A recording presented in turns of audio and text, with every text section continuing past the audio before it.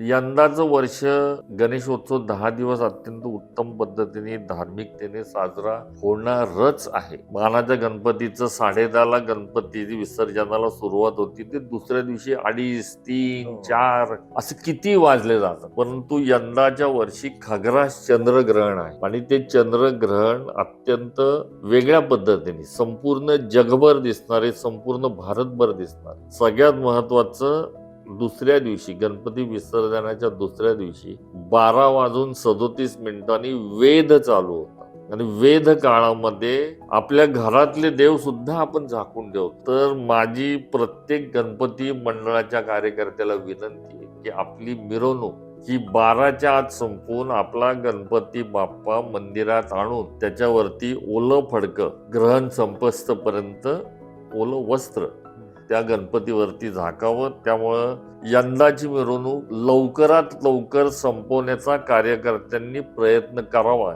अशी माझी सर्व कार्यकर्त्यांना विनंती.